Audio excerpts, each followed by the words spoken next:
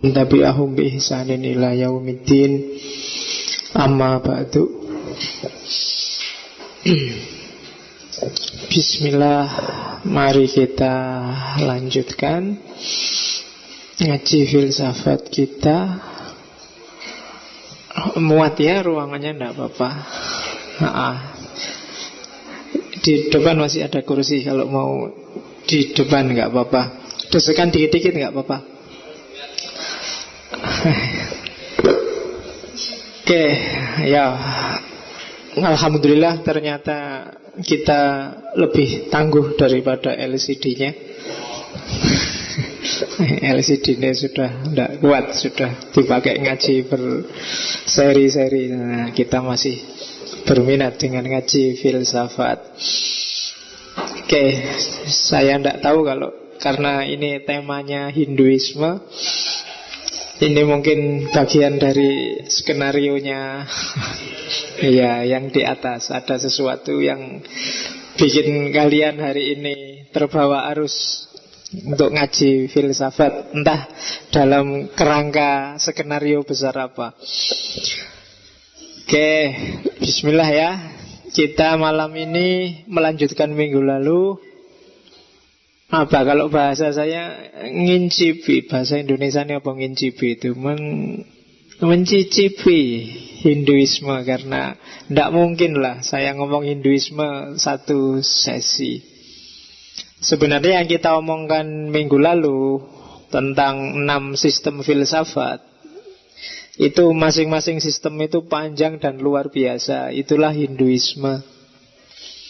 Cuma hari ini kita lihat, kita sasar, kita jupili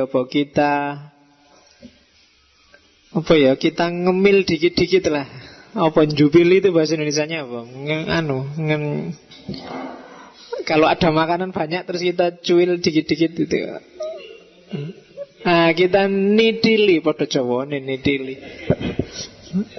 Oke, kalau ada waktu nanti kita ulang lagi di timur. Nanti setelah timur ini kita ke barat. Mungkin saya buka dengan filsafat ketuhanan, cuma yang versi barat. Karena di timur kita kenal banyak sekali gaya kebertuhanan timur. Nanti kita masuk ke barat, filsafat ketuhanan kayak gimana setelah sesi timur India selesai. Setelah itu balik ke timur lagi. Saya tidak tahu Jepang apa Persia. Setelah itu ke barat lagi, entah dengan tema apa. Jadi skenario kita tidak ada akhirnya. Ngaji filsafat panjang ini nanti. Sak kuatmu dan sak kuatku, gitu aja ya. Bismillah. Kita mulai jupili Hinduisme ya. Tak ulang satu materi yang minggu lalu, bahwa Hindu sebagai sebuah sistem berpikir, sistem religi, bahkan sistem sosial, itu ada sejak 5.000 tahun sebelum Masehi. Dan orang-orang Hindu sendiri tidak menganggap mereka punya agama Hindu, karena istilah Hindu itu dari luar. Biasanya mereka lebih suka disebut agama Weda. Dan agama Weda itu sangat variatif. Semua sistem religi yang menjadikan Weda sebagai rujukannya nanti masuk kategori agama Weda yang kita sebut agama Hindu. Termasuk Bali. Bali itu kan sebenarnya agamanya namanya Tirta. Tapi karena referensinya adalah Weda, dia juga disebut Hindu Bali. Apa Bali ya? Kita ngomongnya Bali apa Bali ya? Bali ndak enak, ndak mantep. Hindu Bali. Koncone Bantul dan Bandung.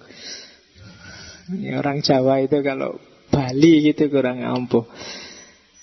Nah, seperti saya bilang minggu lalu, istilah Hindu itu sebutan untuk orang-orang yang tinggal di sepanjang sungai Indus. Makanya orang-orangnya disebut orang Hindu. Sungai Indus itu ya kalau di masa kuno disebut sungai Sindhu. Yang pertama kali menyebut orang Hindu itu orang-orang Persia. Dan orang-orang Persia itu nanti antara lain termasuk di awal-awal kelompok Arya, itu juga orang-orang Persia. Jadi ini sudah kita jelaskan panjang lebar minggu lalu. Sungainya namanya Indus, yang terus disebut Sindhu. Para pendatang di sana menyebutnya Hindu, sehingga wilayahnya disebut Hindustan. Orang-orangnya disebut orang Hindu, orang Hindi, dan agamanya disebut agama Hindu. Itu secara akademis. Orang sana sendiri mungkin lebih suka disebut agama Weda. Nah, itu sangkan barannya di situ. Makanya kadang-kadang kita harus lihat konteks kalau berhadapan ini orang ini agak sensitif enggak? Kadang-kadang karena istilah Hindu itu sama kayak istilah Indonesia oleh orang Malaysia disebut Indon. Itu kan kamu enggak terima. Ya, kayak orang Tiongkok disebut Cina. Maka kita harus agak lihat konteks dikit. Kalau memang lebih enak disebut Weda, ya kita sebut aja agama Weda. Oke. Sejak tadi mati ya. Ya, semoga kalian kedengaran. Oke, kita lihat Hindu agama paling tua dalam sejarah yang dikenal. Sistem religi paling tua karena dia sekitar 6.000 tahun sebelum Masehi. Kalau hari ini populasinya itu paling besar India, terus Nepal, terus Bangladesh, Indonesia ranking 4, Sri Lanka, Pakistan, Malaysia, Amerika, Afrika Selatan, dan Myanmar. Itu jumlahnya, silakan dijumlah sendiri yang ngerti matematika, daripada kita capek-capek jumlah malam ini. Jadi masih banyak pengikutnya. Agama paling tua tapi pengikutnya masih banyak. Sekarang saya harus pakai kacamata. Kalau lihat di sini enggak, di situ bisa, di sini enggak bisa. Sudah mulai jadi sufi, jadi plus. Sufi plus itu kan harus dijauhkan gini, jadi disuruh menjauh dikit dari dunia. Jadi makanya kacamatanya harus plus. Kalau min kan disuruh mendekat. Oke. Ini rukun imannya Hindu. Malam ini kita ngomong 5 ini aja. Jadi beriman pada Brahman, Atman, Karma, Samsara, yang bentuknya adalah reinkarnasi, dan yang terakhir moksa. Itu syahadatnya orang Hindu 5 itu. Jadi beriman pada Brahman, Atman, Karma Pala, Samsara, Moksa. Ini rukun imannya. Nanti kita lihat satu-satu. Kalau Brahman itu mungkin di Islam itulah Tuhan, Atman itu Tuhan kecil, jiwa manusia. Karma itu kausalitas hukum alam. Kemudian samsara, reinkarnasi, itu kausalitas di level rohani. Dan yang terakhir puncaknya adalah moksa. Kalau moksa adalah kebebasan rohani. Meskipun kalau di cerita-cerita wayang Jawa, moksa itu hilang sak badan-badannya. Tapi sebenarnya moksa itu bukan hilang sak badan-badannya. Itu persis kayak sufi yang mengalami ittihad, hulul, wahdatul wujud, dan yang sejenis itu. Cuma kalau di sana disebut moksa. Di cerita-cerita Jawa banyak kan raja-raja yang atau brahmana-brahmana yang ilmunya sudah puncak terus mengalami moksa. Oke, malam ini kita ngomong 5 ini. Brahman, Atman, Karma Pala, Samsara, reinkarnasi, dan moksa. Insya Allah mungkin teman-teman pernah dengar dikit-dikit istilah-istilah itu, meskipun nggak pernah secara serius mempelajari. Ya karena diakui atau enggak, tingkat daya ingin tahu Saya pernah baca di internet itu orang Indonesia itu tergolong rendah. Jadi daya, kalau bahasa filsafatnya curiosity, rasa ingin tahu itu tergolong rendah. Cara berpikirnya cenderung dangkal. Jadi kalau sama gosip seneng luar biasa, tapi kalau diajak mikir malas. Ya kan, lebih suka hal-hal yang bombastis. Nah itu saya baca di internet gitu. Oke, yang paling ranking 1 daya ingin tahunya kalau Asia, Cina. Terus Persia, makanya Cina itu kalau ada HP baru, barang baru dari barat itu dia ingin tahu luar biasa dan terus bisa niru. Terus dia bisa, kalau cuma gini aku bisa bikin dengan harga lebih rendah. Wah itu Cina. Nah, daya ingin tahunya tinggi. Kalau kamu kan ada produk baru, berlomba-lomba beli. Nah, kalau Cina berlomba-lomba dipelajari terus dipalsu. Itu pinternya mereka. Kalau kita tergolong rendah, kamu tiap hari mungkin dengar, lihat TV, dengar macam-macam, baca macam-macam, tapi karena daya ingin tahunya rendah, pengetahuanmu itu hanya sampai di tampilannya, nggak sampai ke dalam tentang apa saja. Kamu lihat Haji Lulung gegeran sama Ahok gara-gara e-budgeting. Ayo, berapa persen di sini yang tertarik janjane e-budgeting itu sistem yang kayak gimana sih? Ngertimu kan cuma APBD terus dipampang di internet gitu aja kan. Kamu gak pernah pengen tahu bener janjinya itu kayak gimana. Kok ada kunci-kuncinya segala, kok ada di lock segala, kok ada itu kan. Kamu gak pernah pengen ngejar itu. Kamu ngertilah bahwa di Indonesia ini ada jaringan orang-orang yang pengen masuk ISIS. Tidak, tapi kamu gak pernah ngejar kok iso ya. Kira-kira itu lewat apa, Islam bagian mana di Indonesia yang mengizinkan itu, terus dan seterusnya. Dan kamu gak pengen tahu lagi. Pokoknya ada orang Indonesia yang kesana masuk ISIS. Nah, itu curiosity. Jangan salah, nasib akademikmu kalau memang ingin bergumul di dunia akademik ditentukan di rasa ingin tahumu. Kalau enggak, hasilnya copy paste atau ngutip dan merujuk dan meniru orang lain. Kreativitasnya rendah. Maka saran saya, pertanyakan apapun. Kamu tadi dibilangin sama Takmir bahwa LCD-nya rusak. Kamu pengen tahu nggak rusak apanya? Enggak kan? Alah wis rusak ya rusak, sesuk kan ditandake beres kan. Kamu enggak pengen tahu. Jadi pokoknya terima dadi wis gitu aja kan. Oke, bismillah. Kita mulai dari Brahman.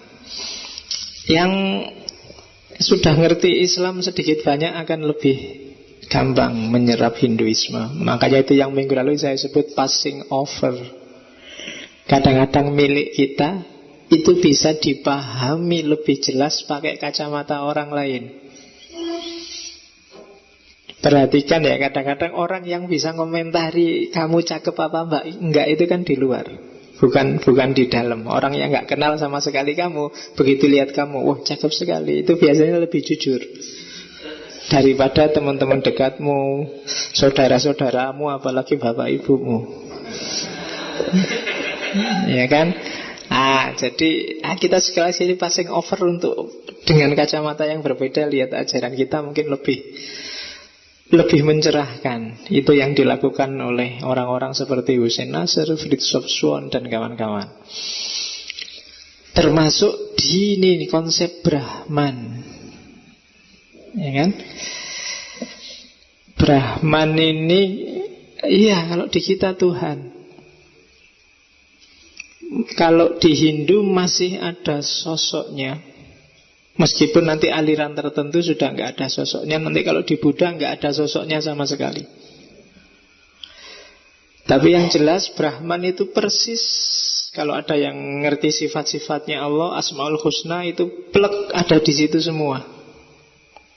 Kekal, imanen, tak terbatas, awal, akhir, menguasai bentuk, ruang, waktu, energi, dan segala isi di dalamnya itu Brahman. Dia punya tangan, punya kaki, punya mata. Itu tak ambil dari Bhagavad Gita. Sabdanya Krishna pada Arjuna waktu perang Mahabharata. Itu kisah simbolik sebenarnya. Jadi orang Hindu itu ngajinya Bhagavad Gita. Meskipun kitab sucinya yang utama ada 3, Veda, kemudian Upanishad, dan Bhagavad Gita. Nah, yang Gita ini biasanya yang dipakai untuk ngaji. Jadi kalau biasanya ada orang Hindu kok lihat film-film Hindu kok ada ngajinya, itu biasanya ngaji Gita ini. Gita itu ya Bhagavad Gita, yang diambil dari kisah Mahabharata. Jadi yang tebelnya segini, cuma ngomongnya di detik-detik perang mau dimulai.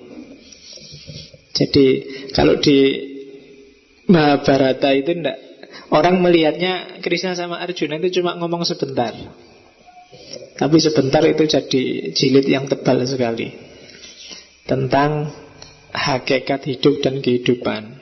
Ya nanti mungkin next time kita ketemulah dengan Bhagavad Gita sedikit untuk ngomong tentang filsafat perangnya.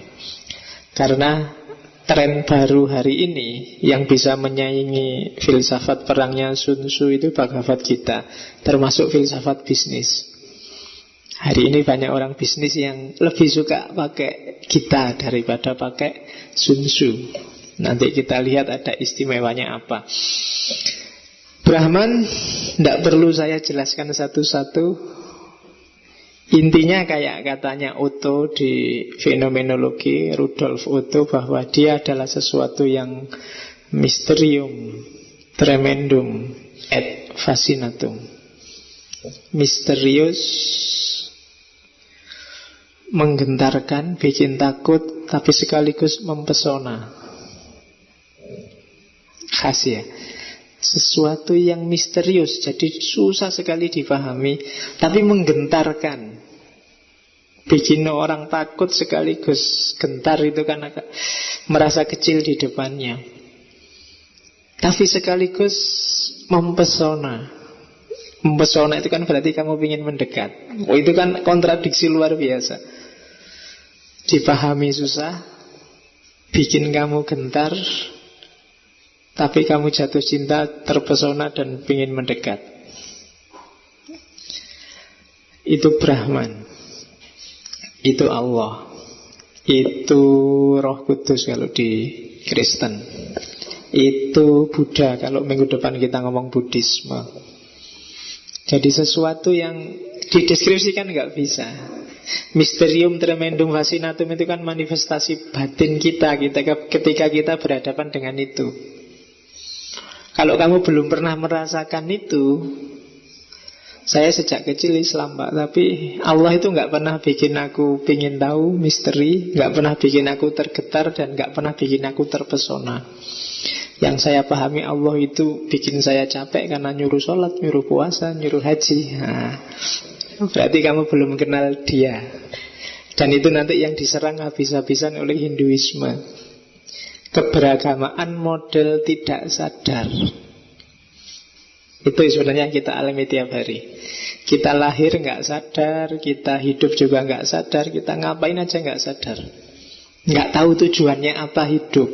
Itu nanti yang dikritik habis-habisan oleh Hinduisme. Kita lahir dulu kan nggak merancang juga, tiba-tiba lahir, nggak sadar. Terus kita jalani juga nggak sadar. Kita melakukan apa aja juga secara nggak sadar. Bahkan ngaji malam ini mungkin kamu entah sadar entah nggak juga. Kamu nggak jelas kenapa sih kamu harus ngaji, ngapain kamu harus ngaji, arahnya kemana kamu harus ngaji. Ya itu berarti tidak sadar. Saya ada teman yang mantan mahasiswaku sih sebenarnya, yang S1-nya aja 4 jurusan. Ya kan? Itu belum apa-apa. S2-nya 8 jurusan. S3-nya 2 jurusan. Lu harap ngopo kuwi kira-kira? Ya kan? Apa sih yang dia inginkan misalnya? Kalau kamu tanya. Kamu sendiri kan juga gitu. Kamu melakukan apa aja kadang-kadang kan juga nggak sadar. Ngapain sih kamu ngambil jurusan itu, kuliah di situ. Bahkan kamu muslim aja hari ini kalau tak tanya kenapa sih kamu masih muslim, sadar nggak sih kamu itu muslim loh? Mungkin jawabanmu juga masih ngambang. Itu nanti yang dikritik habis-habisan oleh Hinduisme. Ketidaktahuan yang berujung ketidaksadaran. Karena nggak sadar, maka kamu nggak naik kelas. Karena nggak naik kelas, ya kamu ngulang terus di kelasmu, nggak lulus-lulus. Itu kan yang disebut lahir kembali, lahir kembali. Lah kamu nggak naik kelas, ya tetap di kelas yang sama. Lulus itu kan moksa itu, ya kan? S1 sampai 8 tahun, ya ngulang terus kan. Nggak lulus-lulus kamu berarti di kelas itu. Hidup juga begitu. Kalau kualitasnya nggak lebih bagus dari hidupmu yang dulu, katanya orang Hindu, ya kamu tetap di kelas yang sama, muter terus, nggak ada habis-habisnya. Dan itulah samsara. Diterjemahkan dalam bahasa Indonesia sengsara. Sebenarnya kamu itu sengsara loh, meskipun kamu punya motor, HP-mu bagus, IP-mu bagus, tapi kamu membulet terus di situ. Jadi hidupmu kamu ulang-ulang di situ terus, nggak naik-naik kelas. Ya benar kamu sukses, benar kamu mungkin jadi dosen, jadi guru, jadi ustadz, tapi kamu kualitas hidupmu sama, nggak naik. Nah itu nanti antara lain problemnya Hinduisme. Yang pertama Brahman. Brahman meliputi segala sesuatu. Nanti kalau di Jawa sosoknya Brahman diterjemahkan jadi namanya kasunyatan. Dia ada di mana-mana. Maka segala realita, segala fenomena itu sebenarnya manifestasinya dia, menunjukkan bahwa dia hadir. Kita ngaji di sini malam ini menunjukkan bahwa dia hadir. Kita nggak jadi di masjid sana menunjukkan bahwa dia terlibat. Kita terpaksa harus ngotong-ngotong teh ke sini padahal panas itu kan kasunyatan juga. Ada hal-hal yang menyeret kita, yang membawa kita dalam satu skenario besar, yang kita ada di skenario besar itu, itulah kasunyatan. Dan di balik kasunyatan itu, itulah Brahman. Kalau bahasa Qur'annya wallahu bikulli syai'im muhit. Muhit itu meliputi segala sesuatu, ada di mana-mana, dalam kondisi apapun, dengan model apapun, termasuk yang jelek-jelek. Nanti Hindu punya penjelasan yang khas tentang yang jelek-jelek. Oke ya, itu Brahman. Yang kedua Atman. Atman itu bagian kecil dari Brahman yang ada di setiap makhluk hidup. Itu namanya Atman, termasuk dalam diri manusia. Kita menyebutnya jiwa. Bahasa sananya jiwatman. Ya, pokoknya burine tiga iman ini. Koncone Superman sama Batman ini. Oke. Jadi ada Brahman, ada Atman.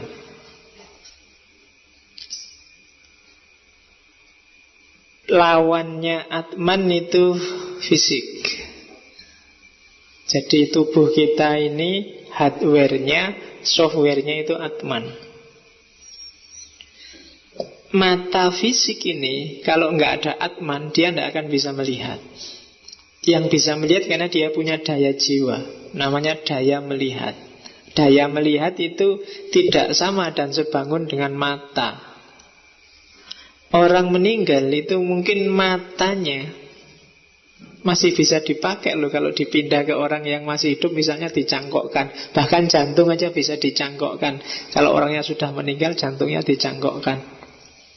Karena dia memang benda.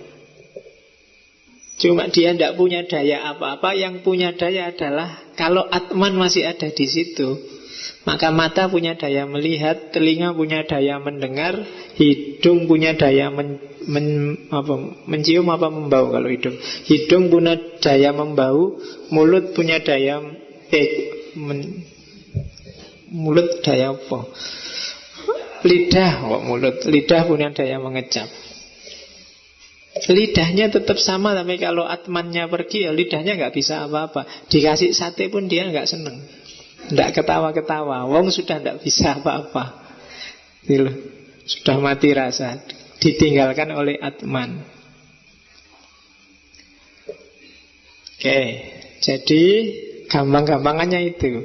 Gambarannya seperti matahari dan cahayanya. Jadi Brahman itu mataharinya, Atman itu cahayanya. Konsep ini sama persis dengan yang dikembangkan oleh Al-Hallaj dan kawan-kawan, termasuk Suhrawardi dengan filsafat cahayanya. Makanya khazanah kebenaran abadi itu kan yang disebut sanata dharma. Sanata dharma ini kebenaran abadi, kebenaran ruhania, kebenaran spiritual yang ada sejak zaman, kalau kita menyebutnya sejak zaman Nabi Adam sampai besok hari kiamat. Itulah kebenaran abadi. Dan kebenaran abadi itu nanti antara lain yang diwarisi oleh para filosof besar, para tokoh-tokoh, termasuk dari Hinduisme. Dan kalau di Islam diwarisi antara lain katanya seperti Suhrawardi dan kawan-kawan. Itu nanti yang oleh Syed Hussein Nasir disebut Saintia Sakra, pengetahuan suci. Sayangnya pengetahuan suci ini disekulerkan, dimaterialkan oleh Barat, sehingga jadi rusak. Padahal nanti kalau kalian jelajahi khazanah itu, tokoh-tokoh di kelompok ini bilang, dulu sudah pernah orang menguasai sains sakra ini secara utuh menyeluruh termasuk dalam urusan materi, tapi terus mereka nyeleweng ke arah materi saja sehingga peradabannya hancur. Itu yang terjadi dengan peradaban-peradaban besar Sumeria, Babilonia, dan juga Atlantis yang hilang. Dan gaya itu sekarang diulangi lagi oleh orang-orang modern. Jadi kehilangan khazanah.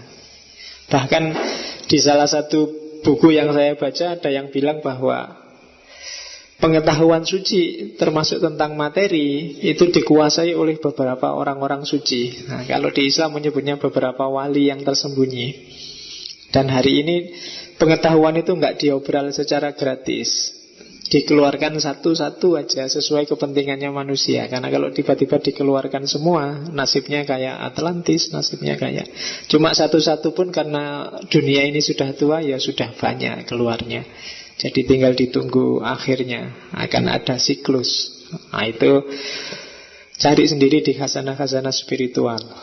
Termasuk yang punya referensi agak bagus tentang yang gini-gini, aliran, kalau di Persia aliran Bahai.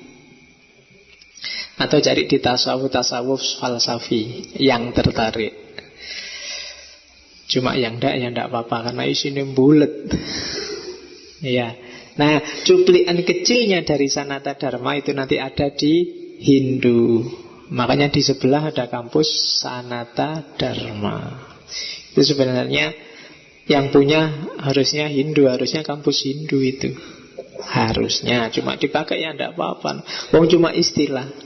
Sanata Dharma itu kan istilah yang sejajar dengan filsafat perennial, istilah yang sejajar dengan tadi Saintia Sakra, istilah yang sejajar dengan tradisi primordial, istilah yang sejajar dengan kebenaran abadi. Jadi tidak apa-apa kamu bikin lembaga baru dengan nama yang berbeda padahal maksudnya sama. Oke, itu Atman. Nah, Atman ini kan intinya hidup manusia. Hanya saja banyak orang yang jalannya kebalik. Harusnya orang itu berjalan ke dalam, menemukan hakikat dirinya dalam Atman. Tapi kebanyakan orang kebalik, jalannya keluar, menjauh dari Atman. Itulah yang bikin Allah gemes. Bikin Tuhan, loh kok gitu ya manusia itu. Sudah disuruh ke bumi, sudah diwanti-wanti, sudah dikasih kebenaran abadi. Kamu silahkan ke dunia, tapi nanti balik lagi ke sini loh ya. Jangan lupa dunia itu cuma mampir sebentar. Kalau orang Jawa menyebutnya cuma mampir ngombe. Jangan lupakan jalur pulangmu. Kalau di Islam, innalillahi wa inna ilaihi roji'un. Jangan lupa jalanmu pulang ya. Cuma manusia selalu begitu. Begitu Nabi Adam mengasih ajaran, Nabi Adam tidak lama pergi, dia nyeleweng, sudah lupa sama jalan kembali. Terus sama Allah, karena Allah sayang ke kita, dikasih Nabi lagi, balik lagi. Oh iya, dulu yang benar yang itu, balik. Mungkin zaman Nabi Nuh, kembali lagi ke jalan yang benar. Nabi Nuh nggak ada, nggak lama, terus melenceng lagi, dikasih Nabi lagi, terus gitu. Ya kan, itu kan lama-lama Allah jengkel. Sudahlah, ini yang terakhir, Muhammad. Ya kan, dah tak kasih Muhammad. Yang terakhir ini puncaknya, wis pol. Kalau masih melenceng juga ya hancur-hancuran lah pokoknya. Kiamat sudah kan. Makanya Nabi bilang ya ini era-era terakhir ini. Nah, agama, utusan, kemudian ajaran Nabi, itu kan sebenarnya petunjuk dari Brahman, dari yang di atas, biar kita menemukan yang esensi, menemukan Atman. Kalau di Hindu jalannya ada 4. Yang pertama, jnana yoga, jalan pengetahuan. Kalau kamu merasa kapasitas akalmu memadai, ambil jalur ini. Berpikir lewat jalur filsafat. Jalur pengetahuan inilah nanti yang kalau di dunia tasawuf disebut makrifat. Kalian kan selama ini bertanya-tanya, lah kok bisa ya puncaknya peribadatan kok malah makrifat? Makrifat itu kan pengetahuan. Karena memang ada jalur pengetahuan, jnana yoga. Cuma ya tidak semata-mata tahu. Tahu yang dalam tanda petik berkonotasi sadar. Dengan tahu terus kamu sadar, oh ya berarti aku ini hanya bagian kecil dari Brahman yang besar. Bahwa aku ini hamba, bahwa aku ini tidak penting, aku ini tidak ada, yang pasti ada hanya Allah. Itu kan tahu sekaligus sadar. Banyak kan yang tahu tapi nggak sadar. Kayak mungkin kalian kan banyak di kepalamu informasi tentang yang baik, yang bagus, yang indah ya. Tapi kan nggak bisa jalan dalam hidupmu. Kenapa? Karena kamu belum sadar. Kamu tahu kan kalau tahajud itu bagus, indah, misalnya. Kenapa nggak jalan? Ada yang masih rajin tahajud? Nggak ada ya. Dari wajahnya kelihatan. Ayo. Oke. Tahu, tapi kenapa nggak bisa jalan? Kamu belum sadar. Jadi tahu tidak berkorelasi dengan sadar. Jnana yoga itu tahu yang terus jadi sadar orang dan terlibat dengan kesadarannya. Saya sering bilang bahwa kalau sekedar informasi baik buruk di kepalamu sudah lengkap. Yang belum adalah kesadaranmu untuk melakukan yang kamu tahu baik dan menjauhi yang kamu tahu jelek. Makanya Nabi ngajarin doanya kan arinal haqqo haqqon, tapi itu tidak cukup. Juga warzuqnat tiba'ah. Karena sekedar tahu itu biasanya nggak mengubah apa-apa. Oke, kamu tahu kan kalau download video dan nonton video yang gitu-gitu jelek? Iya, tahu pasti, nggak perlu tak nasihati, mesti tahu. Tapi kenapa kok ndak jalan pengetahuanmu itu? Ya karena kesadarannya belum keluar. Nah, kesadaran itu bisa dikejar lewat pengetahuan kalau memang kapasitasmu cukup. Namanya jnana yoga. Yaitu nanti persis kayak di sufi, kenali dirimu, pahami posisimu di hadapan Allah, pahami posisimu dalam hidup ini, hubunganmu dengan alam. Kalau sudah ngerti itu, kamu akan sadar bahwa semua yang di sekelilingmu itu tidak penting, sifatnya ilusif.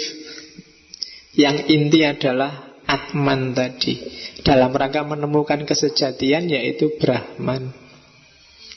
Nah, itu jnana yoga.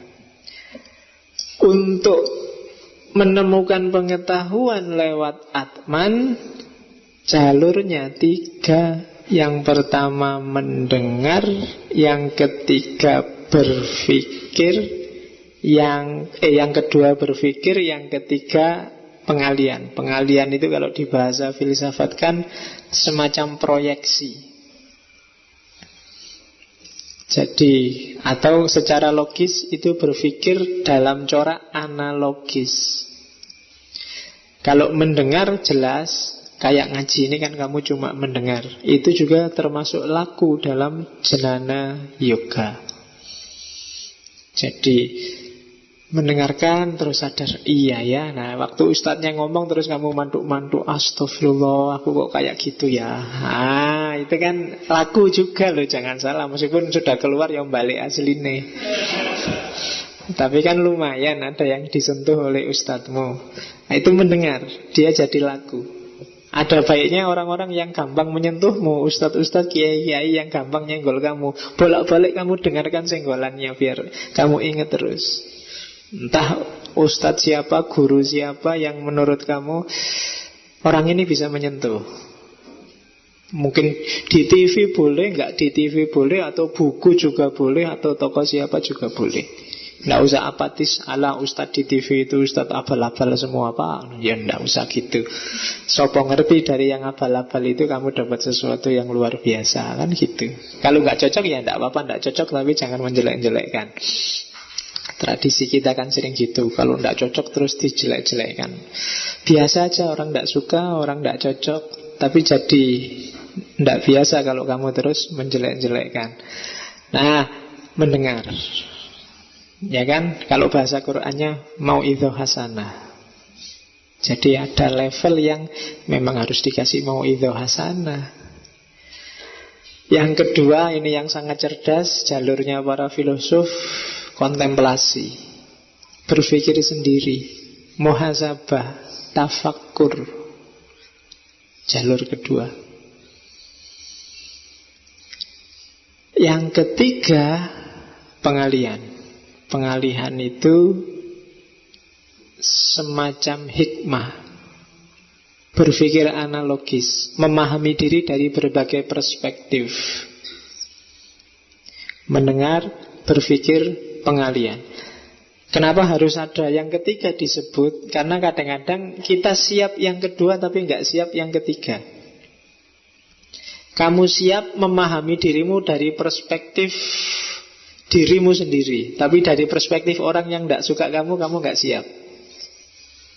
Begitu ada orang ngeritik kamu misalnya, kamu sekarang kok alay sih, lebay banget kalau ngomong, wah kamu mesti marah kan? Nggak siap kamu dibilangin gitu. Berpikir pengalihan itu, kamu coba, seandainya aku kok bisa ya dia ngomong aku lebay, itu coba deh dari perspektifnya dia. Oh, jangan-jangan memang aku lebay. Itu berpikir semacam analogis, ngambil multi perspektif untuk memahami dirimu. Karena selama ini kamu memahami dirimu itu mono, stereo aja enggak. Ya kan? Rata-rata orang agak egois, merasa dirinya paling bagus, paling benar, paling sip, paling pas. Dan kamu merasa yang tahu aku kan aku, Pak, mesti gitu. Jadi stereo aja enggak. Padahal harus poliponik. Jadi harus multi perspektif dong. Jangan satu, biar tampak lebih jelas dirimu itu siapa. Kamu kadang-kadang juga keliru, kamu kadang-kadang juga ndak pas, kamu kadang-kadang juga tersesat. Wong kita manusia biasa. Tapi kamu nggak siap kalau dengar orang bilang kamu sesat. Begitu kamu dibilang bid'ah, darah tinggimu naik. Langsung kurang ajar aku dibilang bid'ah. Pernah gak kamu bilang bid'ah terus jangan-jangan memang bid'ah, ya coba sih tak belajar lagi kan. Tapi kan enggak kan, begitu dibilang bid'ah kamu langsung marah. Begitu dibilang tradisional kamu langsung marah. Begitu dibilang garis keras kamu langsung sungunya keluar. Begitu dibilang, kita selalu begitu, tidak siap dengan perspektif yang berbeda. Maka pengetahuan kita tentang diri kita jadinya nggak sempurna. Jenane yoga, kita pahami hakikat diri kita lewat jalur pengetahuan. Kita buka lebar-lebar, sebenarnya aku itu siapa, mau kemana, kenapa kok sekarang aku ada di sini. Itu pertanyaan besar yang mungkin sampai tua kamu akan sibuk jawabnya.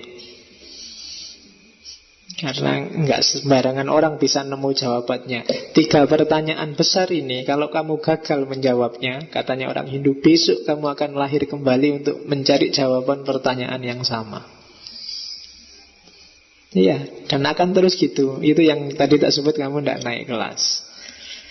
Levelmu masih level itu terus. Kalau kamu bilang, tapi besok kan kita masuk surga neraka, Pak. Katanya orang Hindu, surga neraka itu transit sementara. Nggak ada pentingnya Allah nyiksa kamu sampai akhir, nggak ada batasnya. Atau ngasih seneng-seneng kamu sampai akhir, nggak ada batasnya. Karena hakikat kita adalah Allah itu sendiri. Inna lillahi wa inna ilaihi raji'un. Wow, itu panjang memahami ini pakai Islam. Jadi dari Hindu campur karo Islam ini ngomongnya. Nggak apa-apa, itu kan perspektif. Tak bilang tadi passing over. Jadi temukan Atman kalau kamu sanggup lewat Jenana Yoga. Mungkin kalau kalian yang mahasiswa mungkin bisa ke level ini. Tapi mahasiswa yang serius tapi. Ya kan banyak mahasiswa di sini yang penting untuk nilai lulus S2. Kalau ada beasiswa ya S3, kalau nggak ada ya cari kerjaan dulu, terus kawin, punya anak, terus nggak mikir apa-apa selain gimana caranya anaknya bisa terjamin hidupnya, sekolah yang pinter, terus anaknya juga mikirnya gitu lagi, jadi bulet. Ya kan? Kamu mikirnya sudah lah Pak, biar aja saya jadi orang kecil, yang penting anakku sukses. Anakmu ya mikirin ngono. Jadi akhirnya semuanya nggak naik kelas. Oke, itu Jenana Yoga. Jalan kedua, Bhakti Yoga. Bhakti Yoga ini mungkin mereka yang merasa bahwa jalur pikiran susah menemukan yang sejati, karena pikiran sering trik, pikiran mudah terkontaminasi. Jalan yang paling gampang adalah lewat jalur cinta. Ini yang agak susah. Tidak perlu dijelaskan cinta itu apa, tapi kalian pasti punya karakter dan kualitas yang namanya cinta dengan intensitas masing-masing dalam berbagai konteks kehidupanmu. Kamu sama orang tua, di situ ada relasi cinta. Mungkin levelnya agak tinggi. Saya punya HP ini tak cintai. Kalau tiba-tiba hilang aku ya nangis. Itu kan berarti ada level cinta tertentuku pada HP, pada laptopku, pada temanku, pada apapun. Itu kan level-level cinta. Jadi pingin ketemu Tuhan, pingin ketemu Atman, itu juga bisa lewat jalur cinta. Caranya gimana? Tidak mikir diri kita. Cinta itu kan biasanya orang membuang egonya demi dia yang dicintai. Berhadapan dengan Tuhan juga begitu. Nggak perlu nawar, nggak perlu dipikir-pikir. Allah nyuruh kita sepertiga malam, Allah nunggu kita, nggak usah dipikir. Tapi itu kan sunnah Pak. Sunnah itu tidak dilakukan juga tidak apa-apa. Itu masih perhitungan. Cinta itu ndak ngitung-ngitung. Kayak kamu kalau punya pacar itu kan, kamu nggak ngitung kan, habis neraktir kan sudah, yang penting seneng aja bisa neraktir. Kamu kan nggak mikir, pulang terus ditulis hari ini 25.000. Nah, bisa lagi, kamu kan nggak mikir itu. Kalau masih ada itu, masih perhitungan, masih dagang, belum cinta. Kalau cinta nggak mikir itu, nggak mikir balasan. Masa 25.000 cuma dapat gandengan toh, nggak seru ya. Misalnya, loh, itu namanya dagang. Jadi kalau cinta nggak mikir ke sana. Kalau dapat ya syukur, nggak dapat ya. Oke. Yo, harus badi sidik-sidik. Jadi memuja Tuhan dengan segenap kemampuan, tapi tulus. Makanya kalau di Islam ya ikhlas.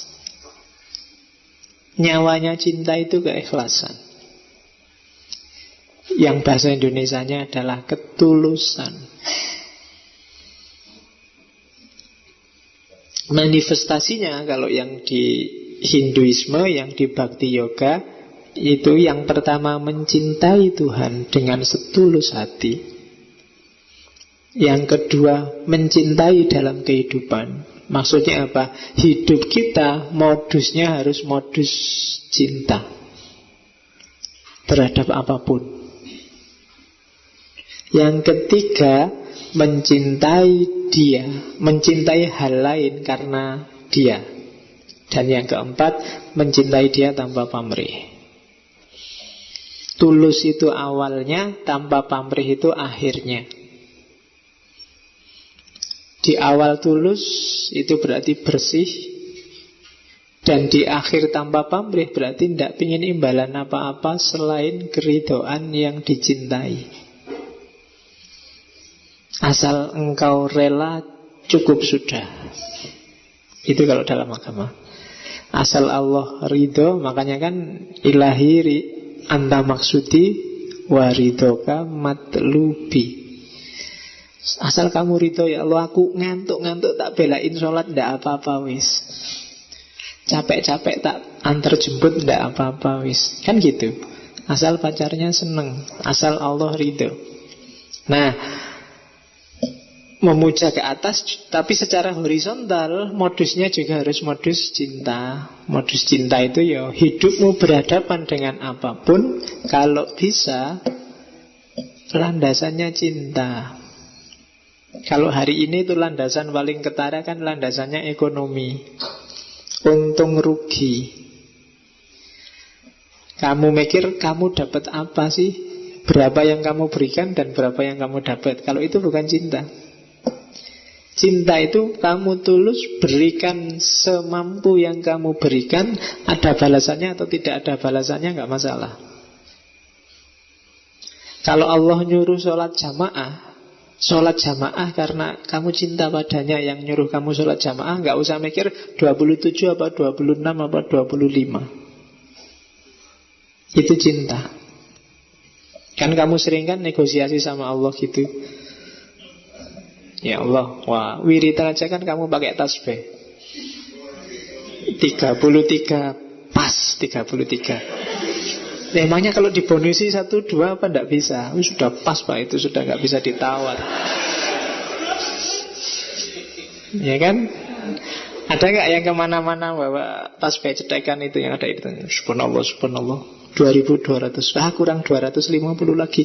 Tapi sambil wiritan, sambil nonton TV, sambil ngapain, ya enggak nyambung. Kehilangan gunanya wirid. Oke, makanya di situ disebut ada 3 cara, ada 3 pendekatan untuk mencintai Allah. Yang pertama apa? Japam, bahasa sananya. Nanti kalau di Jawa terus jadi jopo, montro. Di Islam namanya wirid. Apa sih fungsinya wirid? Internalisasi, mengenali Tuhan yang ada dalam dirimu, maka kamu panggil terus. Makanya kadang-kadang, maka di Islam kan kamu disuruh berdoa sesuai Asmaul Husna, sesuai kebutuhanmu. Kalau ingin membangkitkan jiwa penyayang dalam dirimu, perbanyak ya Rahman, ya Rahim. Dia sudah ada dalam kualitas dirimu. Karena Allah itu bagian kecilnya ada dalam dirimu, kayak sinarnya matahari yang memancar dari matahari. Japa mantra wirid itu menyebut namanya terus menerus. Ya kan? Kalau kamu pengen gagah ya, pengen kuat ya, sebut aja ya Kowi, ya Matin, dan seterusnya. Pengen membangkitkan rahasia-rahasia kelembutan dalam dirimu, ada ya Latif. Maka jangan heran para wali zaman dulu dahsyat luar biasa. Kenapa? Potensi ketuhanannya bangkit, antara lain lewat wirid, meskipun bukan satu-satunya. Japa mantra. Kayak kamu itu loh, kalau sedang jatuh cinta, kalau ada orang nyebut nama pacarmu kan bergetar jantungmu, apalagi sama mantan. Ya kan? Ada getarannya. Kalau bisa, makanya cirinya orang beriman itu kan yang kalau disebut nama Allah yang wajilat qulubuhum itu kan, hatinya bergetar kalau disebut nama Allah. Kalau sudah gitu levelnya memang sudah level cinta. Tidak akan bergetar hati yang tidak ada cinta. Oke. Terus kalau jalan pertama, jalan yang kedua, belajarlah dari hidupmu sehari-hari. Di sekelilingmu banyak sekali pelajaran cinta. Ada cintanya ayah ibu, ada cintanya suami istri, ada cintanya macam-macam. Belajar aja. Satu-satunya makhluk yang punya pamrih, yang tidak tulus, yang bisa tidak tulus itu manusia. Di luar itu semuanya mengajarkanmu tentang ketulusan, kejujuran, cinta. Kucing itu meskipun dia nggak kamu kasih makan terus nyuri, itu ketika dia nyuri itu dia tulus sedang lapar loh.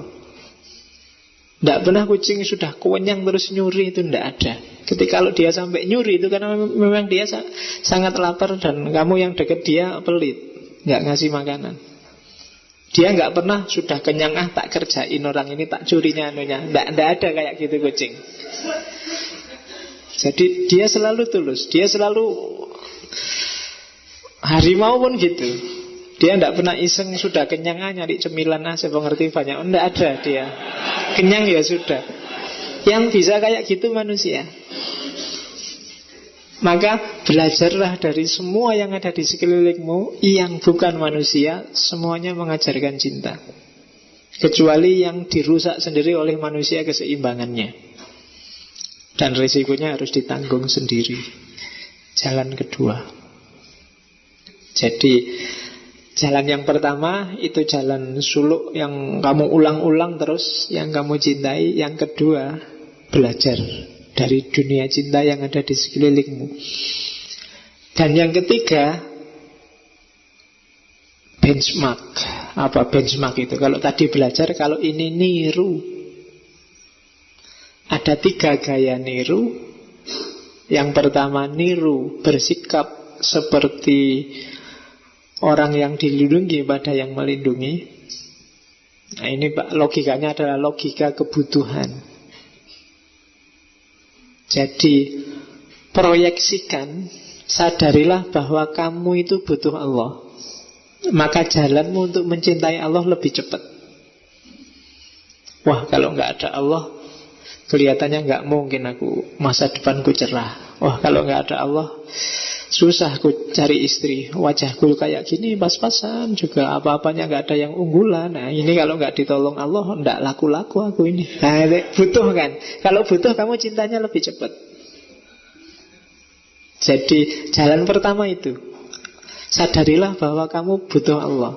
Sikap orang yang dilindungi pada yang melindungi, orang yang ditolong pada yang ditolong. Kalau kamu sudah merasa aku itu butuh Allah, tidak bisa tanpamu aku hidup ya Allah, itu cepat kamu jatuh cinta pada Allah. Atau jalur kedua, jalur persahabatan. Friend, CS sama Allah. Add-lah Allah jadi friend di Facebookmu, di Twittermu, di anak. Kalau bahasa Jawa, kenapa harus friend? Karena tresno jalaran saka kulino. Kalau kamu tiap hari bareng sama Allah, lama-lama kamu akan jatuh cinta padanya. Karena selama bareng kamu akan lama-lama, oh iya ya, Allah Maha Kuasa sekali, oh Allah Maha Besar sekali. Lama-lama kamu akan jatuh cinta. Jalur kedua. Atau jalur yang ketiga, jalur ketulusan. Jalur ketulusan itu sudahlah, tidak terlalu banyak mikir, tidak terlalu banyak pertimbangan. Pokoknya fitrahku memang mencintai Allah. Seperti ayah pada anaknya atau anak pada ayahnya. Kamu sama bapakmu kan nggak pernah diajari kamu harus sayang bapakmu, tapi otomatis kamu sangat sayang pada ayahmu. Ibumu dulu juga begitu. Waktu melahirkanmu dia nggak pernah ikut kursus ikut ngaji gimana caranya biar sayang anaknya. Otomatis langsung sayang sama anaknya. Ketulusan, jalur yang ketiga. Nah, itu bhakti yoga, jalan cinta.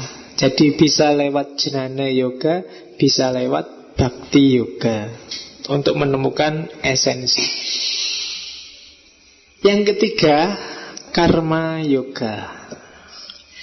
Karma yoga ini sebenarnya isinya juga ada yang model bhakti yoga, ada yang model jnana yoga. Cuma yang dilihat adalah menemukan Atman dengan menjalankan fungsi hidupmu sesuai yang sebenarnya. Nanti itu yang disebut dharma. Jadi orang-orang yang aktif, Pak, saya kalau wiritan tidak bisa, sholat malam nggak bisa karena saya sibuk luar biasa, Pak. Kalau siang harus sekolah, kalau malam harus nonton sepak bola, kalau sekolah. Misalnya, orang-orang ini bisa mengambil jalan karma yoga. Karma yoga itu aktivitas apapun yang dia lakukan orientasinya ke atas. Kalau dalam Islam, pokoknya tak sambungkan Islam terus, wong iki santri kabeh. Santri ngaji filsafat. Kalau dalam Islam, kerja sebagai ibadah itu karma yoga. Kamu ngaji ke sini itu bisa termasuk salah satu karma yoga. Kamu kuliah itu bisa jadi karma yoga. Bahkan kamu dari sini nanti ngangkring, ngopi sama minum di angkringan, itu bisa juga karma yoga. Kalau apa? Orientasinya ke atas. Bukan orientasi ekonomi, bukan orientasi psikologi, bukan karena senang dan tidak senang. Tapi apapun yang kamu lakukan, karena kamu ingat bahwa ada Allah yang ngawasi kamu, ada Allah yang jadi hakikat hidupmu, ada Allah yang harus kamu tuju. Ya tinggal diatur mode niatnya. Misalnya, ngangking Pak, saya minum biar kuat Pak. Kalau kuat kan nanti malam saya bisa bangun Pak, bisa sholat. Oh itu kan jadi ibadah. Saya ngaji filsafat Pak, biar bisa mikir dikit-dikit, biar pengetahuan saya tambah, pemahamanku tentang Allah juga tambah, semakin akrab, semakin cinta pada Dia. Karma yoga. Tinggal kamu modifikasi. Jadi karma yoga itu bisa lewat jalan pengetahuan. Misalnya kayak tadi, pengetahuan mau ditambah. Gimana caranya semua pekerjaanmu orientasinya ke Allah, yang bisa nyambung itu kan pengetahuan. Atau lewat bhakti yoga, kamu melakukan apa aja dasarnya cinta pada Allah. Nah, itu bisa lewat karma yoga, bisa lewat jnana yoga. Dan ini lagi-lagi ya, kalau lewat bhakti yoga berarti ya tanpa pamrih. Semuanya lillahi ta'ala.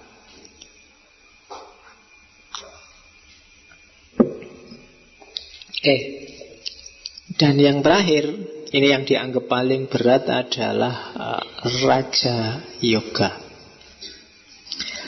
Ya, ini rajanya laku. Jadi Raja Yoga ini biasanya dilakukan oleh para sufi. Jadi apa sih yang dilakukan oleh para sufi? Melakukan aktivitas-aktivitas untuk menguji mentalnya, menguji rohaninya, mendidik, melatih sampai ketemu dengan Atman. Kalau di sufi, uzlah, kemudian semua karakter-karakter menjauhi dunia, menyiksa diri, puasa, itu kan semacamnya, itu kan melatih mental. Dalam rangka apa? Biar semua yang menghambat jalanmu menuju Allah itu minggir. Jadi sufi-sufi itu kan lakunya gitu, sholat terus menerus, puasa terus menerus, kemudian tidak mau pakai pakaian bagus, rela miskin, milih hidup tidak enak, dan seterusnya. Itu ya raja yoga. Mendisiplinkan diri, melatih diri, kemudian melampaui lapisan-lapisan. Ada fisik, ada mental, ada pikiran, dilampaui semua dengan latihan-latihan tertentu sampai ketemu yang sejati. Itu namanya raja yoga. Biasanya dilakukan oleh para sufi. Kalau di Hindu tahapnya ada 4. Yang pertama, membereskan akhlak.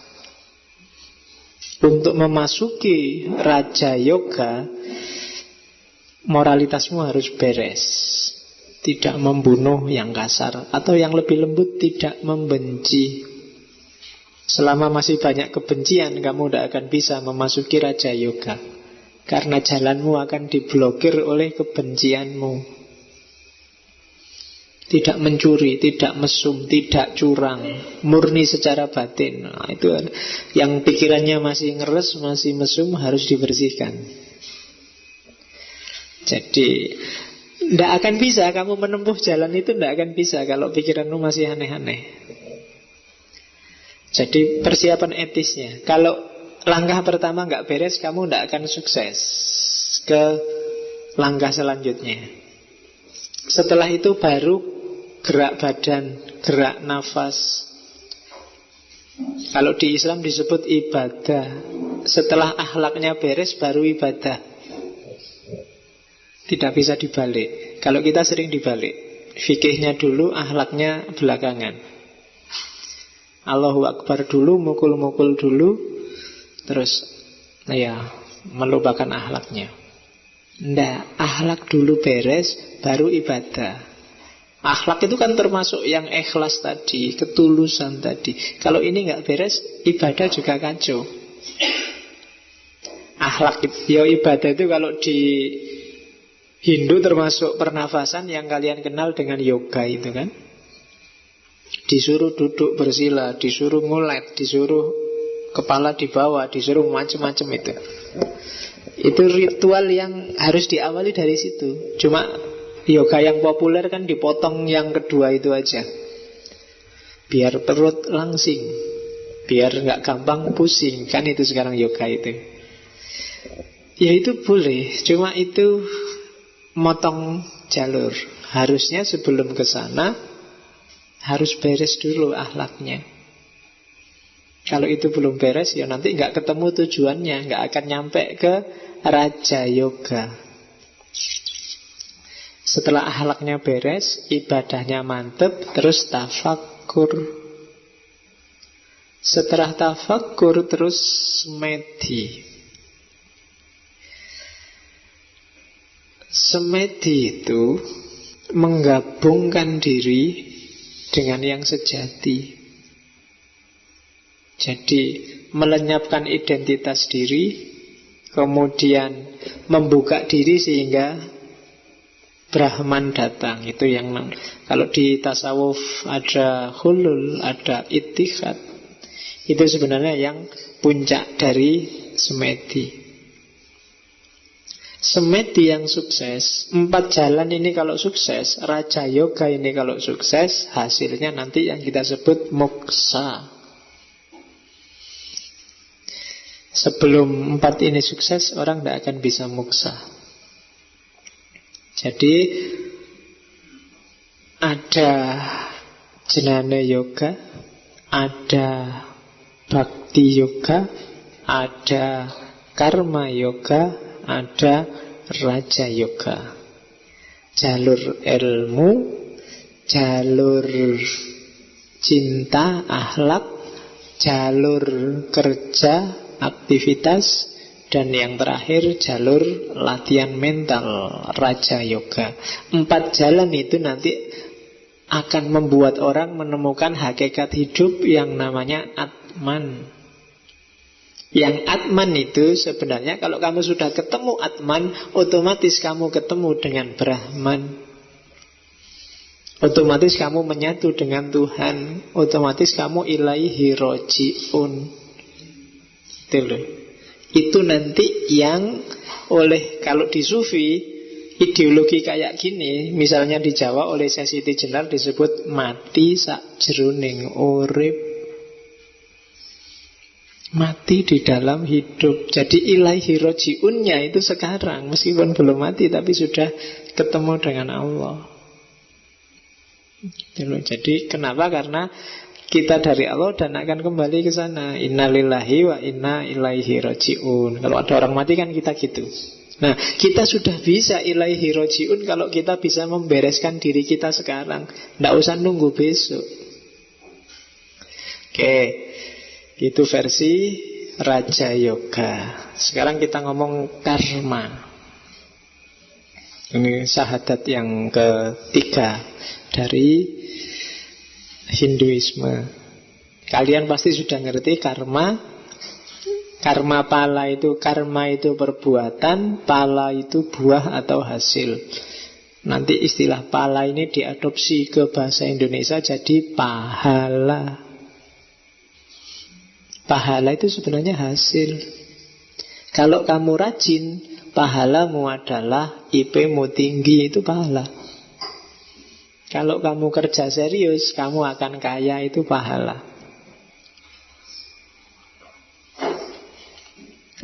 Karma pala itu berarti buah dari perbuatan, baik yang telah dilakukan maupun yang akan dilakukan. Hati-hati ya. Akan dilakukan itu berarti masih di pikiran. Itu juga ada karmanya. Hati-hati. Jadi pikiran, perbuatan, perkataan itu semua ada karmanya. Jangan dianggap, Pak itu kan cuma pikiran, saya cuma membayangkan aja loh Pak. Itu ada karmanya juga, entah nanti ada balasannya apa. Itu. Makanya Al-Quran fama ya'mal miskola dzarratin khairoyarah dan syarroyarah itu kan di situ. Miskola dzarrah sangat kecil Pak, saya cuma bayangke tok Pak.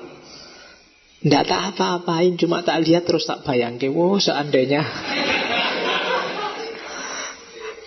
itu akan ada balasannya, entah seperti apa, akan ada balasannya. Kalau yang kita lakukan bagus, ya hasilnya akan bagus, buahnya akan bagus. Tapi kalau jelek, ya buahnya akan jelek. Kalau bayangan pikiranmu yang jelek, yang tidak seharusnya, nanti buahnya juga akan jelek dan tidak seharusnya. Kalau memang itu seberat zarrah, ya nanti karmanya juga seberat zarrah, sangat kecil. Kalau besar, ya karmanya juga sangat besar. Tapi ada orang itu Pak yang juahat mulai lahir sampai mati nggak dibalas-balas, lah dia akan lahir kembali. Tidak ada yang tidak dibalas. Semua akan muter sampai karmamu habis, maka putaran lahir kembali akan terus. Kalau sudah habis ya sudah. Tapi kalau tidak habis-habis ya terus. Kamu lahir kembali jahat lagi, lahir kembali jahat lagi, ya muter. Jadi perhatikan sangat semua aktivitasmu, karena dia akan kembali pada dirimu sendiri. Makanya kalau orang Jawa nyebut ojo kuatir Gusti Allah ora sare. Maksudnya apa? Segala perbuatan meskipun kamu nggak pingin balas, kalau itu jelek akan terbalas dengan sendirinya. Entah kapan, entah dalam kondisi apa, entah seperti apa. Itu karma pala. Kamu merasa Pak saya itu Perasaan sejak kecil baik loh Pak, saya nggak pernah jahat sama sekali, kok hidupku susah terus Pak. Kalau dalam konsep Hinduisme itu mungkin balasan dari hidupmu sebelumnya, utang yang harus kamu bayar sekarang. Kalau kamu sabar sekarang, berarti lunas utangmu, kamu bisa naik kelas. Tapi kalau enggak, ya kamu akan mengulang kelas yang sama.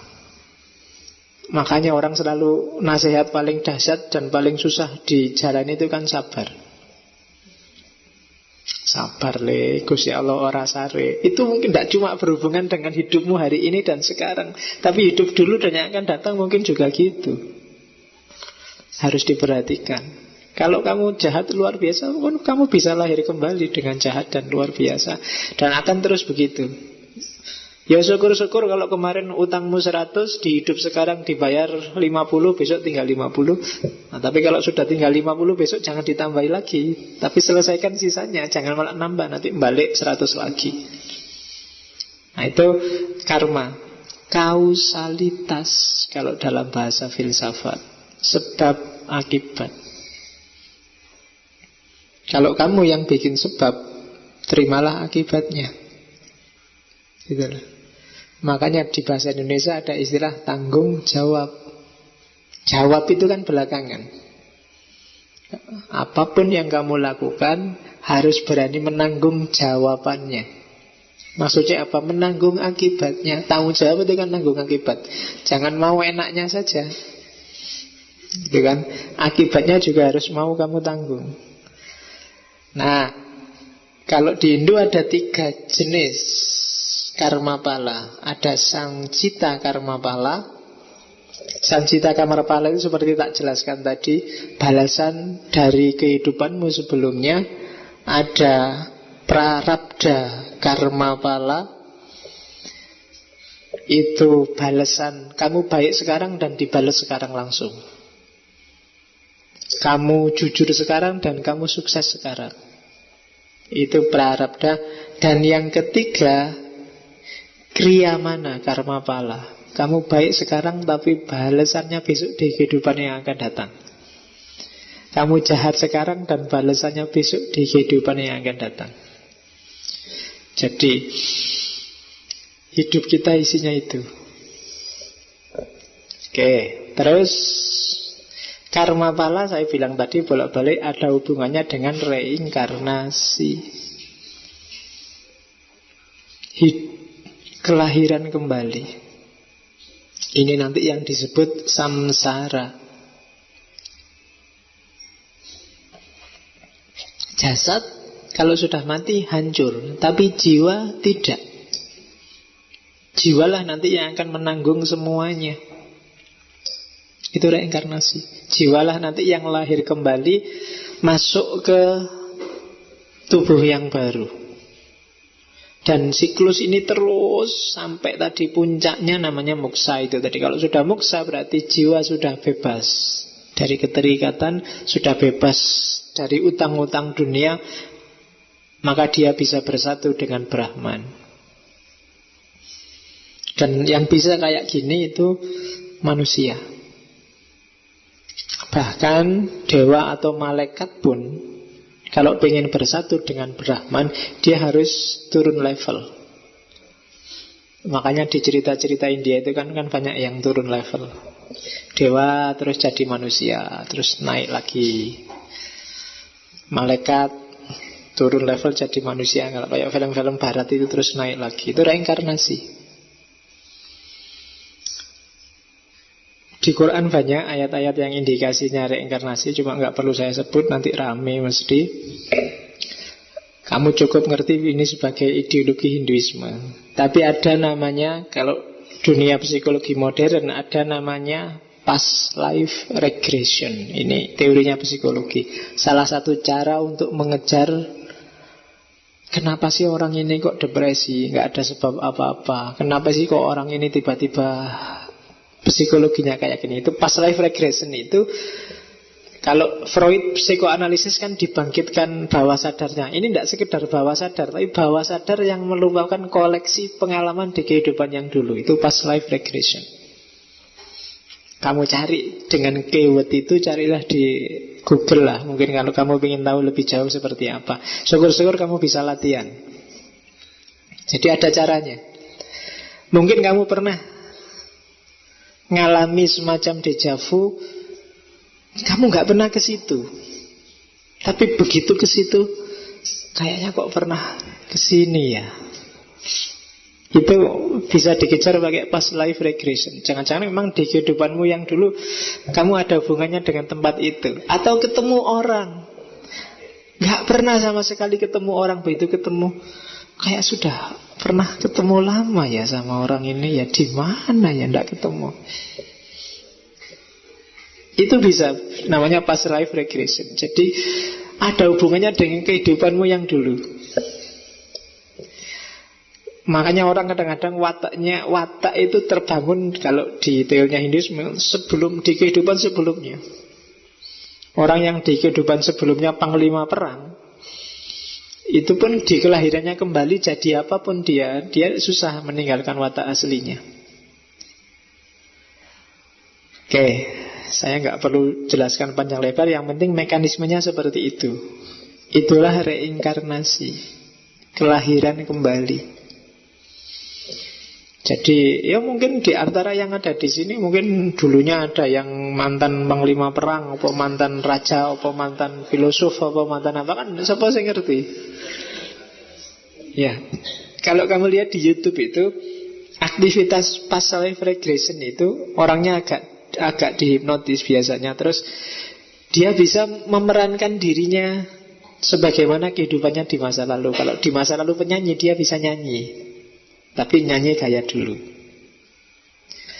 Ada sangat banyak sekarang buku-buku tentang reinkarnasi, ya silahkan kamu baca sendiri. Atau kapan-kapan kita ngomong filsafat ini secara agak khusus. Karena beberapa tokoh sufi di dunia Islam juga menyepakati reinkarnasi. Meskipun mungkin kamu jarang menjelajahi, termasuk Ibnu Arabi. Tapi ada beberapa yang lain yang arahnya menyepakati ini. Tapi kalau di Sunni memang tidak populer. Kalau di Sunni satu tubuh satu jiwa, dan nanti berakhir di surga dan neraka. Ya tidak apa-apa, itu kan percaya tidak percaya kan, akidahnya beda-beda. Oke, kita lanjutkan. Itu Atman. Nah, ini 4 tujuan hidupnya orang Hindu. Yang pertama arta, nanti diserap oleh orang Jawa jadi arto, duit. Yang kedua kama. Kama itu komo, kesenangan fisik, emosi. Yang ketiga dharma, dan puncaknya adalah moksa. Oke, ini tujuan hidup.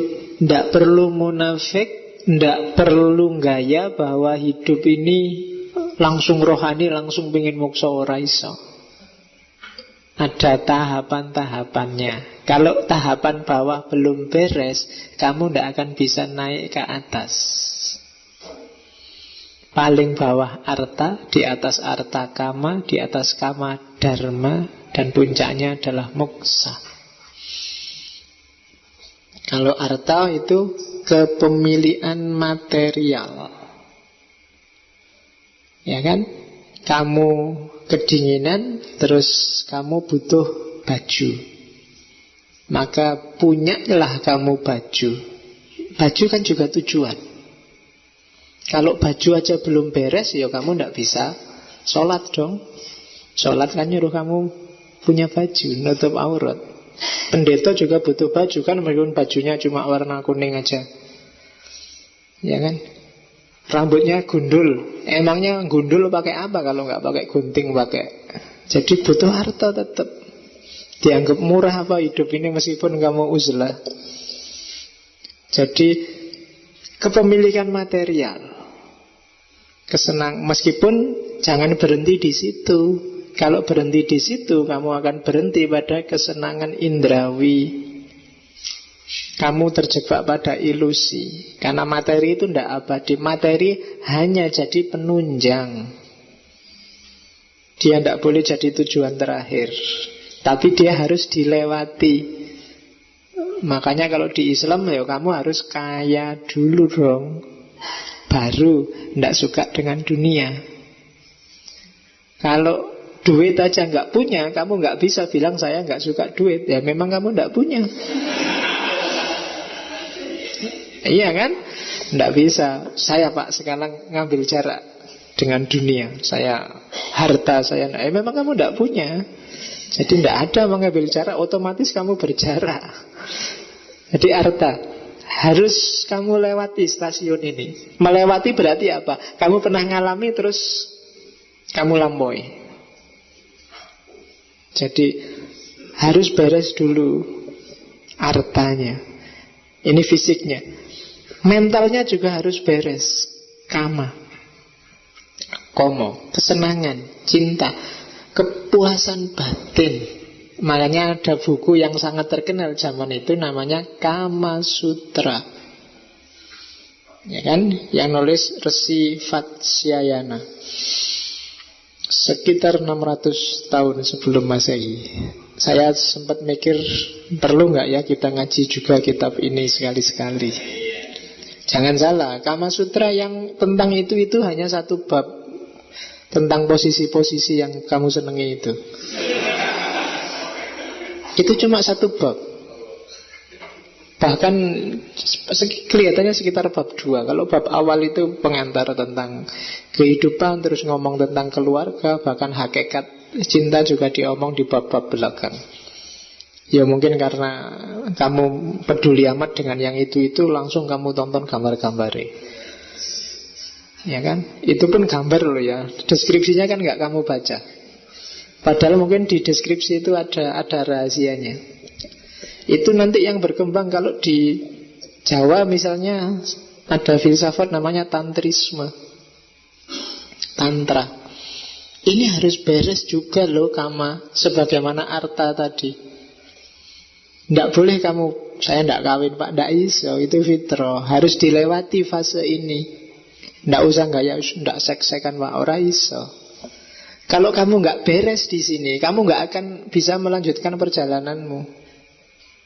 Kalau di bypass misalnya tiba-tiba saya sudah muksa Pak, mesti nanti gak karu-karuan. Itu yang sehingga ada kiai menghamili santrinya. Sehingga ada, itu kan karena belum beres urusan kamanya. Bereskan dulu di situ. Ada yang bolak-balik kawin, ada yang kenapa? Di situnya belum beres. Termasuk yang urusan harta tadi, bereskan dulu. Kawin dulu, kalau seksnya beres baru uzlah, wiritan, tahajud. Lah iya kan? Lah yang kawin ndak. Akhirnya tahajudmu kan pikiranmu neko-neko. Sholat juga pikirannya itu, aduh ndak kusuk mesti. Lewati dulu kama. Ndak usah gaya, makanya Islam kan sangat benci dengan orang yang ndak nikah itu. Kenapa? Lo itu fitrahmu. Diakui atau enggak diakui, kalau kamu normal, kamu butuh itu. Penuhi itu. Kalau sudah puas, sudah beres, lanjutkan perjalananmu. Kan gitu. Itu filosofinya Hindu sebenarnya. Kama Sutra kamu pelajari nggak apa-apa. Itu teknik-teknik untuk bikin kamu mencapai kepuasan optimal dan tahan lama. Tahan lama maksudnya apa? Enggak. Kan ada itu kan, habis makan kok cepet lapar lagi, pengen makan lagi cepet. Kalau kayak gitu kamu nggak selesai-selesai bikin itunya. Jadi kepuasannya optimal dan kamu siap melanjutkan perjalanan. Itu Kama Sutra. Terus kamu cah cilik rasa diterus ke bahas kuwi. Oke. Nah. Ayo. Ya nanti kalau ngaji filsafat edisi 100 berapa itu baru Kama Sutra temanya. Oke, ada beberapa versi Kama Sutra termasuk yang diadaptasi ke Jawa. Ya, next time lah kita ngaji khusus untuk filsafat itu. Terus Dharma. Jadi setelah fase arta sama kama selesai, baru kita ngomong Dharma. Oke. Harta sudah punya macam-macam yang dibutuhkan, batinnya juga sudah beres, Kama itu nggak cuma seks sebenarnya, dia termasuk nafsu makan, hasrat untuk mungkin kamu pengen jabat lah, mungkin kamu itu kan semua kama. Kalau itu sudah beres, dharma sekarang. Dharma itu secara harfiah bisa diartikan agama, bisa diartikan kebajikan, bisa diartikan keadilan, bisa diartikan kebenaran, budi pekerti, moral, dan lain sebagainya. Intinya dharma adalah tugasmu dalam hidup. Kalau kamu mahasiswa, dharmamu berarti belajar. Kalau aku dosen, dharmaku adalah ngajar. Kalau pemerintah, dharmanya adalah menata negara. Kalau ulama, dharmanya adalah mencerdaskan umat. Kalau itu dharma namanya. Dharma ini penting untuk, kalau di Konfusius dulu itu semacam reification of names, biar nggak rumit. Hidup ini kacau kalau orang nggak ngerti dharmanya. Yang bapak jadilah bapak yang baik, yang adik jadilah adik yang baik, yang santri jadilah santri yang baik, sesuai dharmanya masing-masing.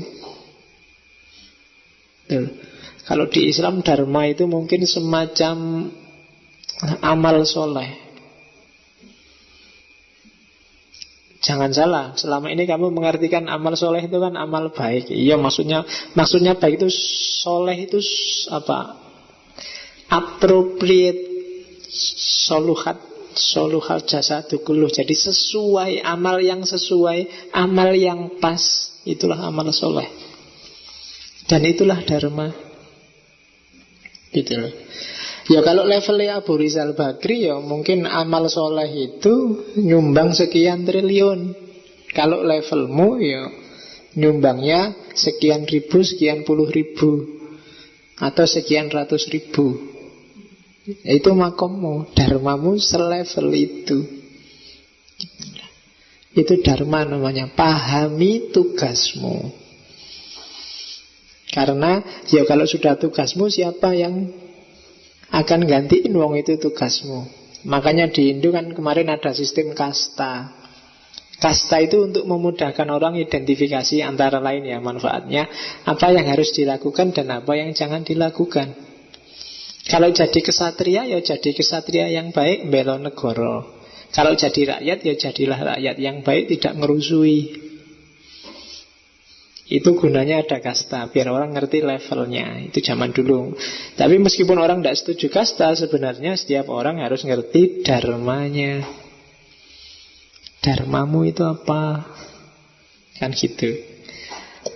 Cara ngecek dharmamu sudah bagus apa enggak, paling gampang tanyalah pihak-pihak yang berkaitan. Apakah kamu kakak yang baik? Ya tanyakan adikmu. Puas enggak dik punya kakak aku? Ya kan? Jadi anak yang baik apa enggak? Tanyakan bapak ibumu, Pak, Bu, puas enggak punya anak saya? Nah, kalau dalam bahasanya orang Hindu, seandainya besok lahir kembali, kita lahir kembali, wong belum beres, belum moksa, masih mau enggak punya anak kayak saya? Nah, kalau masih mau berarti dharmamu bagus sebagai seorang anak. Sebagai teman juga gitu. Puas enggak kamu punya teman aku? Berarti dharma, kalau dia puas berarti dharmamu sebagai teman sudah bagus, sudah terpenuhi. Itu dharma. Ya kalau sebagai mahasiswa, ya paling gampang tanyanya ke dosen. Nah sebagai dosen tanyanya ke dekan. Oke, maksud tanya ke mahasiswa. Gue jarang nih mahasiswa ini nawari, mesti ya nilai saya berapa dulu Pak. Nah, kalau dikasih A ya bapak dosen yang baik. Kalau dikasih ya. Oke, itu dharma. Dan yang terakhir moksa.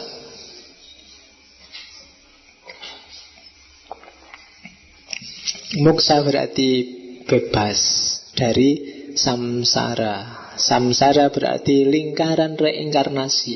Lahir kembali, lahir kembali. Ini kan sengsara luar biasa loh. Kapan berakhirnya? Nah, ditempuhlah jalan moksa. Kalau sudah muksa berarti putus sudah. Kamu sudah ilaihi roji'un.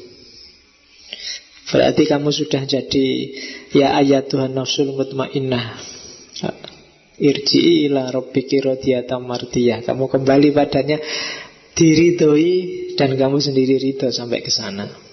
Itulah moksa. Bukan kok terus tubuhnya hilang kayak di TV-TV, hilang terus mengurai jadi udara. Enggak. Tapi dia bebas dari semua keterikatan dunia, bebas dari samsara. Moksa ada 4 level. Yang pertama samipya. Samipya itu moksanya para resi, para pendeta, para ulama. Jadi dia bisa dengan jalan pengetahuannya, dia jadi mateng dan mencapai puncak yang namanya makrifat. Atau sarupya, sadarmia. Ini yang punya para avatar. Avatar itu mungkin kalau di Islam levelnya kayak wali. Orang-orang yang sudah bertemu Atman dengan segala macam jalannya tadi. Atau Salokya.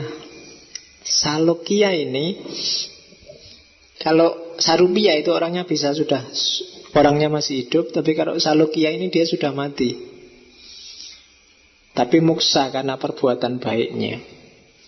Jadi levelnya kalau di zaman dulu bahkan orang yang makomnya Salokya ini bisa terus dinobatkan jadi dewa, karena dia bergabung dengan level ketuhanan. Terus Sayujya, ini tingkat tertinggi. Ketika lenyap sudah dirinya, sama sekali yang tersisa Brahmannya. Itu namanya Sayujya. Saya tidak tahu ada hubungannya apa enggak dengan Jogja. Sayujya. Iya. Tidak, tapi kalau Jogja itu kan, ya mumpung ngomong Hinduisme, sebenarnya nama Jogja itu diambil dari Ramayana. Itu kan kerajaannya Rama, itu kan Ayodhya. Yang ngasih nama zaman itu ya Pangeran Mangkubumi. Pangeran Mangkubumi Hamengkubuwono pertama yang perang melawan Belanda, ditemani saudaranya Raden Mas Said, Pangeran Sambernyowo. Terus saking dahsyatnya dia sama rakyat dianggap ini ngalang-alai. Waktu perang kayak Rama perang melawan Rahwana. Jadi dianalogikan itu, maka terus nanti ketika ada perjanjian Giyanti dikasih nama Ayodhya, kayak nama kerajaannya Rama. Kalau yang Rahwana kan Alengka. Ayodhya pakai lidah Jawa jadi Ngayodhya, lama-lama jadi Ngayogja. Kalau Karta itu artinya serba baik. Jadi Ayodhya Karta, lama-lama jadi Yogyakarta. Dulu sambil nunggu pusat kerajaan di sana, tinggalnya di hutan. Hutannya namanya hutan Gerjiwati yang ada di Gerjitawati yang ada di Pasar Beringharjo itu, karena desanya namanya Desa Beringan. Namanya jadi Yogyakarta. Kalau Malioboro itu ada juga di kitab Ramayana istilahnya, cuma artinya adalah berkalung bunga. Maliobarin. Ada di Ramayana Maliobarin, artinya berkalung bunga. Kenapa sih jalan itu disebut jalan berkalung bunga? Karena sejak lama jalan Malioboro itu jalannya para raja dan tamu besar kalau lewat di situ. Maka dia selalu ada kalungan bunga di sepanjang jalan untuk menghormati tamu. Lama-lama dikenal Maliobarin. Ini yang melakukan penelitian Peter Carey. Peter Carey yang nulis Pangeran Diponegoro itu. Jadi itu sejarahnya. Kenapa disebut Jogja, kenapa disebut Malioboro, biar kalian ngerti. Bukan Malioboro yang rokok itu. Oke. Kamu ngertinya kan itu rokok Marlboro itu kan. Nah, itu arti. Jadi jalan yang penuh kalungan bunga. Maka namanya Malioboro aslinya, tapi terus jadi jalan Malioboro. Jadi istilahnya kayak Inggris, tapi sebenarnya sangat Sanskerta itu, sangat Jawa. Oke, Sayujyo itu salah satu jenisnya moksa. Ketika Atman lenyap sama sekali, yang tersisa tinggal Brahman. Oke. Terus konsep dosa.